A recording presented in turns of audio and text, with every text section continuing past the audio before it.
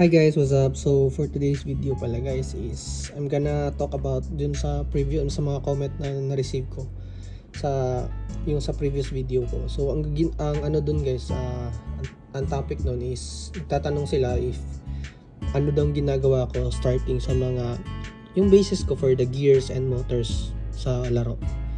Okay, so yun ang pag-uusapan natin ngayon. So ang ano ko nun guys, so start tayo. So sa akin guys sa FMA to guys, sa BMAX to guys So sa akin guys is at first tinitingnan ko muna yung layout ko, ano yung layout.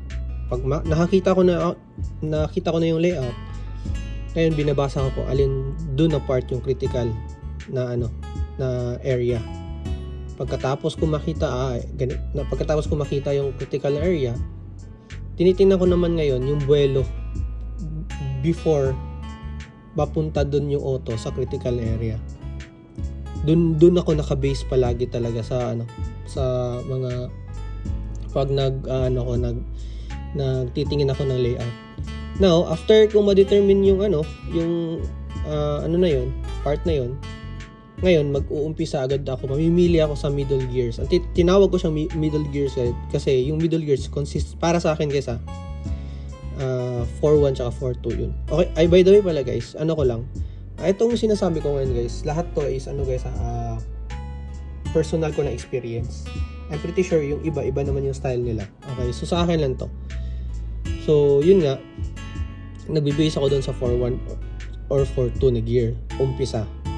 So like for example, nag-umpisa ako sa 4-1 ang so sa akin sabi ko naisip ko 4-1 ang ko dito na style na layout. So ngayon, dahil 4-1 ang starting ko na layout, ang usual ko talagang partner nun na motor ay sprint dash. Ganun talaga. And then pagkatapos ko nang ma-determine yun ng partner ko, ngayon titingin ulit ako sa layout. Tinitingnan ko yung buwelo, 'di ba? Tumitingin ako sa buwelo, 'di ba? Ngayon, dahil tinitingnan ko yung RPM ng sprint dash ko kung gaano kalakas. Alam ko na which is medyo kabisado ko na yung motor ko kung yung mga motor ko, kung alin yung mataas yung RPM, medyo kalmado lang yung torque, or alin yung somehow balance lang na motor. Meron na ako nun guys, meron akong naka-separate na yun sila. So ngayon, pag nakita na determine yun na ang partner ko na yung gear tsaka motor, ngayon iisipin ko ngayon kung ilang voltage ang bibitawan ko sa layout na yun. Kunyari lang, so titingnan ko magbibitaw ako dahil sa ganito na layout, medyo technical siya, ganyan bla bla bla. So ngayon magsa-start lang ako, sample ko lang. Estimate ko lang. Bibitawan ko to ng 2.86 volts.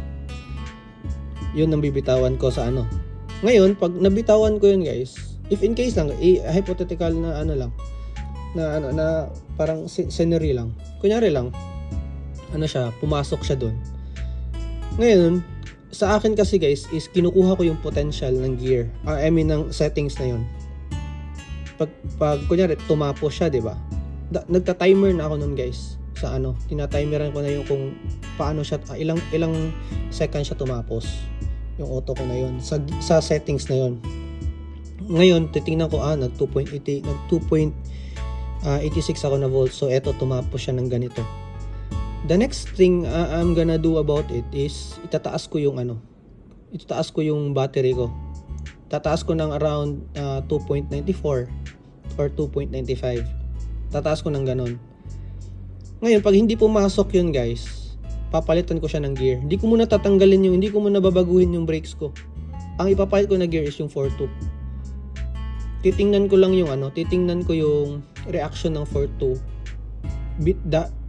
between dun sa pagtaas ko ng voltage na yun. For the reason is, ganito kasi yun. Madalas, magkaiba yung tulak ng 4-2 tsaka 4-1.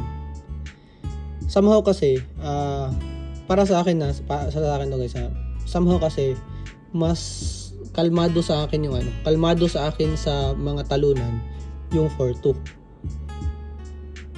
Ganun sa akin. Tapos ano lang, ang ano kasi, ang sa hatawan kasi para sa akin yung reaction sa akin ng auto ko ha, medyo mabilis sa hatawad sa akin yung 4-1. Kaya tinitingnan, kaya yun, kunyari pumasok, di ba? I'm pretty sure pag pumasok madalas yun sa akin sa 4-1, papasok talaga yung madalas sa akin sa 4-2. Kunyari sa 2.86, di ba? Madalas yun, ganun talaga nangyayari. Ngayon, pag tinaas ko yun ng hindi siya pumasok. Ititesting ko na yung 4-2. Pag hindi pa rin siya pumasok nun, ibig sabihin, so ibig sabihin na kumonti na yung option ko na pagbabasihan ko sa settings. May i-adjust ako sa brakes at the same time magbababa ako konti ng voltage. Yun lang yung kunyari lang pumasok siya guys, hindi siya pumasok guys na parang sumobra lang konti. Sumobra lang konti. Pag sumobra lang konti ng ganun, ibig sabihin nasa yun guys, nasa around 2.90 yun yung volts mo. Papasok yung auto mo dun. Wala kang ginalaw na settings doon sa brakes mo ha. Wala kang ginalaw na settings sa brakes mo. Ngayon, after nun, kunyari lang, nag 2.90 ka, tapos pumasok siya, di ba? Pero gusto mo pang itaas pa yung itaas mo pa yung tawag nito, speed mo pa talaga dun sa na yun. So ngayon, change ka na ng change na ako ng nun. Babaguhin ko na yung konti yung brakes nun. Kunyari, papalitan ko siya. Kunyari blue gamit ko, papalitan ko siya ng ng pink or white, ganun na combination. So tapos pag pumasok siya, medyo safety siya kasi bago sabihin nyo, bakit nung nag 2.94 or 95 hindi ka nagpalit muna ng brakes? Yun kasi guys, ang sa akin is kinukuha ko muna inuuna ko talagang kunin yung pinaka-safety bago ko itutulak talaga kaagad. Para at least alam ko. Kunyari, nag-change ako ng around 2.94. Tapos siya. Nung volts ko 2.94, tapos nag-change ako ng brakes. Ang mangyayari kasi nun guys is kunyari pumasok yung auto ko nun na gano'n na. 'Di ba? Nag-change lang ako ng brakes, 'di ba? Pumasok na siya sa 2.94, 2.95. But still, di ko sigurado sa 2.90 na kung ibababa ko siya ng 2.90, pinaka-safety ko na ba yun talaga? Yung 2.90. Kasi yung nanggaling ako sa 2.86 diba? So, ang mangyayari kasi ganito kasi yan guys sa amin dito. Kunyari, pumasok ako sa finals, diba? Ngayon guys, sa akin, hindi ko hahabulin yung pinaka-peak ng speed ko. Ang gagawin ko is kunyari, ito yung pinaka-top speed ko, pinaka-peak ng speed ko, diba? Na part. Kukunin ko lang yung parang baba konti. Na alam kong hindi ako itatapon. At the same time, competitive pa rin yung speed ko. So, yun ang kaya yun ang ginagawa ko na bababa muna ako ng voltage bago ako gagalawin yung brakes ko. So, nung pagkababa na ako continue natin, balik natin ulit dun sa first. So, pagkalagay ko sa 2.90 nun, na voltage, ngayon pinalitan ko siya ng brakes, nakita ko yung takbo, sobrang safety siya, mabilis pero safety siya. So ibig sabihin, sweet spots ko na yun. So ganun sa akin. Ngayon guys, nakuha ko na yung di ba? Yung 2.90 guys, madalas pag sweet spots ko na yun, ang madalas na ginagawa ko, transition ko is lalong-lalo na pag gusto kong kunin yung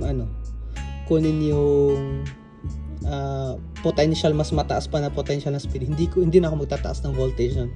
Ang gagawin ko, magtataas ako ng gears.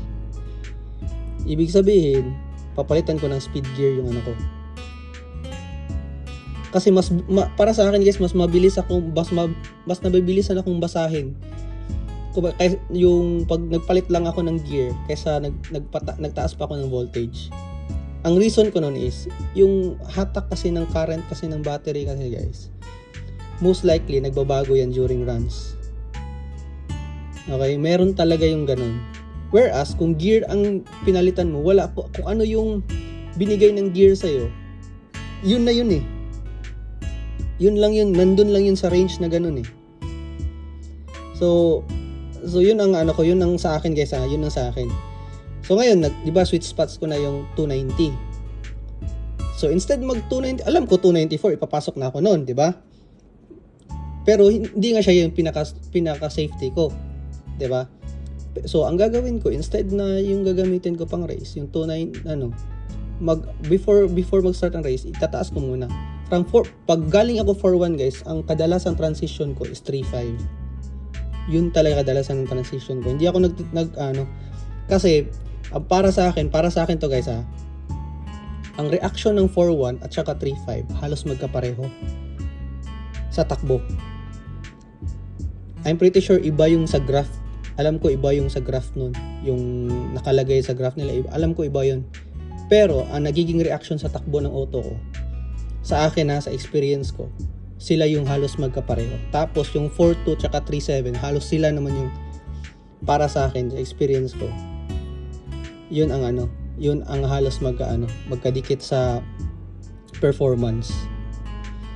So yun na, nag-change na ako ng 3.5, di ba? So sa 3.5, tatandaan ko yung unang voltage ko, yung 3.86. Tapos i-3.5 ko.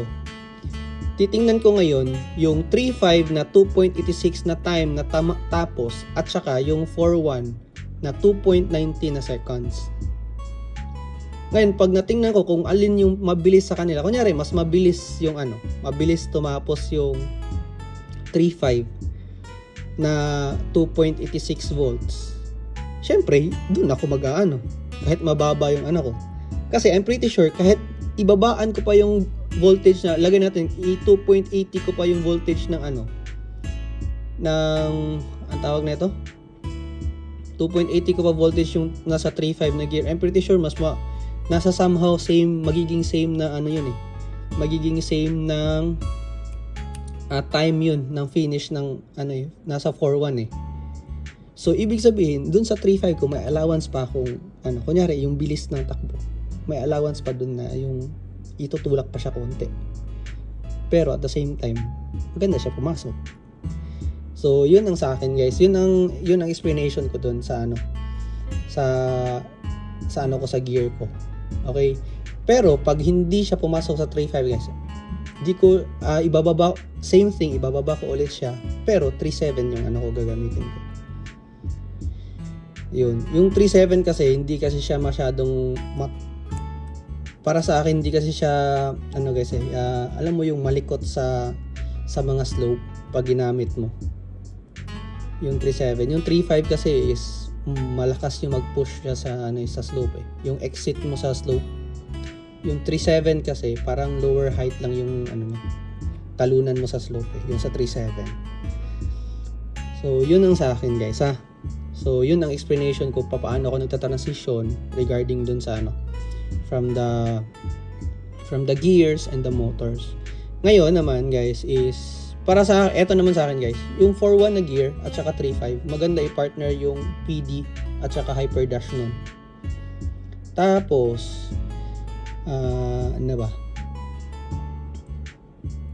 SD, compatible yung SD sa 4.2 at saka sa 3.7. Napakaganda nila na combination. Maganda din naman yung combination ng 3.5 tsaka SD guys. Di ko naman sinabi hindi maganda yon. Maganda siya. Ang somehow lang parang mas paano ba to? Parang mas madali siya na ipasok na ang auto mo sa race track or sa layout or sa mga sa race. Madalas SD tsaka 3.7, SD or 4.2. Pero pag nakuha mo yung tamang combination ng 3.5 tsaka SD, yun ang tinapatan, kunyari yun ang kalaban mo, medyo ang hirap lalo na pag nakuha niyo yung timpla, ang hirap talunin nung na yung combination ng gear na yun. Kaya madalas ako inaano ko yung ang tawag nito, yung 3.5 tsaka SD. Now 5.1, regarding naman sa 5.1 naman guys, ganito ang ginagawa ko pag short layout. basta pag anything na short layout talaga, nagka 5.1 ako nun, SD tsaka 5.1. Kahit i-full charge mo yun, madalas, yung kph no, nasa 30 kph lang. Pero, feeling mo lang, mahina yun, mababa yun, pero mabilis yun guys. Maniwala ka. Kunyari guys, merong naka 4.2 or naka 4.1, nakalaban mo. Na tapos short layout, tapos tawag na ito, naka SD din siya. Panigurado guys, masasabayan mo or matatalo mo pa ngayon eh. Talaga yun talaga yung madalas na lalo pag short layout. Kasi konti lang yung buwelo nun eh. Tapos ibig sabihin, madalas torque ang mo yun eh. Pag nag-torque ka kasi ng motor, ang pipiliin mo compare dun sa torque na gear, hindi siya parang hindi mo nagagamit ang potential ng speed ng ng settings na yun sa pag kinukuha mo sa motor yung torque. Whereas kung kinukuha mo sa ang tawag nito sa gear yung torque mo sa mga short layout, kada konting reset na itutulak yung auto mo. Madalas sa ganun. So yun ang guys, yun ang explanation ko nun. So I think yun lang siguro guys yung explanation ko regarding sa transition ko regarding sa motor and sa gears. So nagmamatter din yung brakes kaya don't forget about it. Nagmamatter din yung gears. And also sometimes guys, kung mga yung madalas kasi itong mistake sa sa iba yung hindi sila, pag kunyari may pumapasok yung auto nyo pero minsan din yung pumapasok. Pag ganun guys, tapos tapos feeling nyo pag iniba nyo yung brakes nyo guys, feeling nyo sobrang naman, ang laki ng difference na nangyayari sa auto nyo. Ibig sabihin nung guys, hindi na yun dun sa minsan lang dampers mo lang minsan yung nun placing ng dampers mo yun or bigat ng dampers mo yun ang kailangan mo lang i-adjust mga ganun, yung mga konting adjustment minsan dun mo inaano mo lang din dun guys. So I think guys yun lang, and then pasensya na haba ulit sa magsi 18 minutes na. So again guys, thank you again for listening, and pasensya ulit sa medyo matagal na naman nakapag-upload, and thank you for listening and for watching. So see you again for the next video guys. And also guys, sa next upload ko, I'm going to upload something important about the motors also, and the information about the motors also, and the batteries, the compatibility sa kanila. Okay, so ko lang,